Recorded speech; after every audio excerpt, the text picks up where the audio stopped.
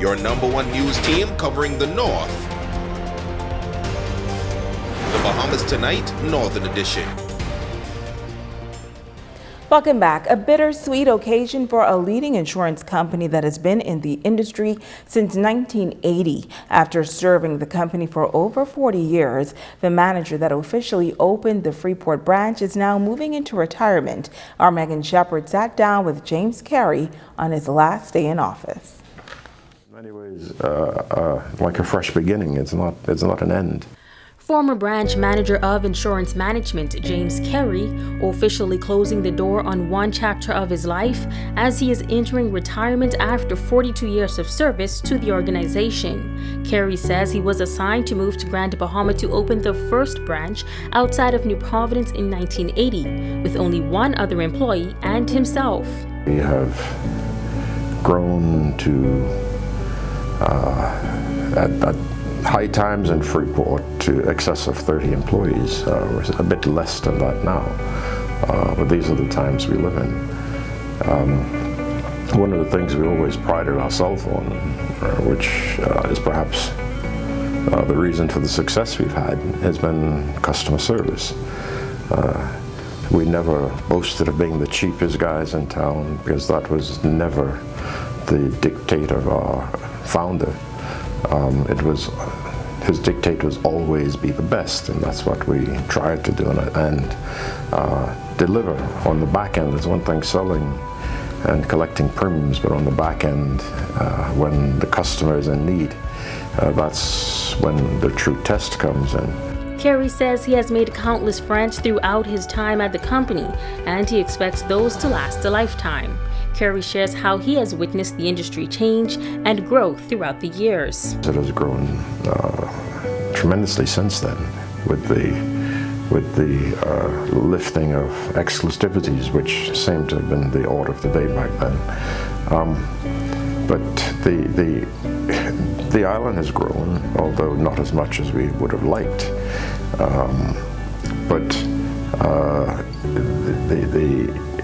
From a consumer standpoint, the advent of competition has certainly been advantageous for the consumer in Grand Bahama, and it certainly made us in the industry hone our skills to be more competitive. But it has grown, and I see growth in the future once Grand Bahama emerges completely from the doldrums that seem to have plagued us in recent times. And I'm looking forward to seeing that develop. Staff at the company say Carey will be greatly missed, as he was a very caring manager. After 4 decades of service, he says he knew it was time to transition and pass the baton to the younger generation of leaders. After 41 years continuous service, and there are certainly capable young people around me, sometimes it's good to just step aside and let the opportunity flow wherever it flows, and that's been part of my consideration in making this decision. Now, although Carey is retiring from insurance management, he says he will always be available to the company, and he still plans to keep busy in other areas. Megan Shepard, ZNS Network News.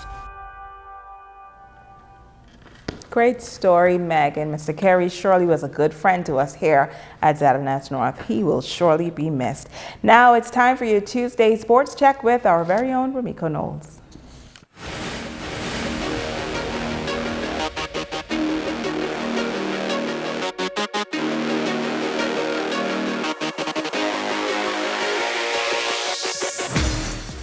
This is ZNS Total Sports, your source for sports in the North. Good evening all, I'm Ramiko Knowles. Topping sports, it was a great weekend for Team Bahamas, tipping off in the FIBA Basketball World Cup, America's pre-qualifiers. Playing in Group 8, the 12-man roster represented the country well.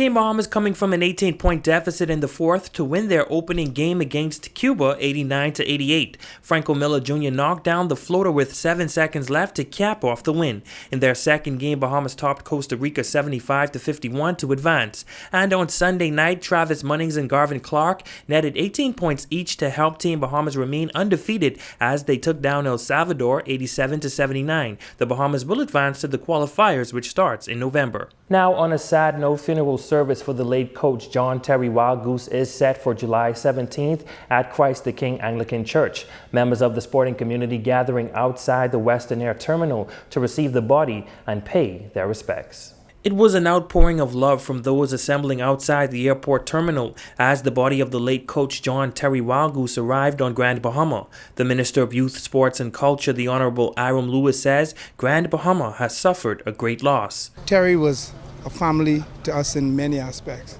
Youth, sports and culture. You know, in sports he's an icon. With respect to culture, he was a part of our Junkanoo family. And of course, he was very active in the Special Olympics. He's very supportive of me and what I did while he was alive. Coach Donnie and Mary Knowles of the Grand Bahama Soccer Club recalling the times they shared with the sports icon. He always loved soccer. He loved soccer. He played soccer from Nassau time. And he always used to say soccer was his first love. But basketball, I think he really excelled in. Mary and Donnie, y'all doing a great thing. Y'all keep it up. Be encouraged. You're doing a great job, and the kids are really going to benefit from what you're doing. So that's what I have the most respect for Terry for. He never got so big that he couldn't remember the small man. Former basketball players and members of the Junkanoo community on hand to pay their respects. They say he will truly be missed. I was in the 11th grade when Goose recruited me to play basketball. And that was an amazing time.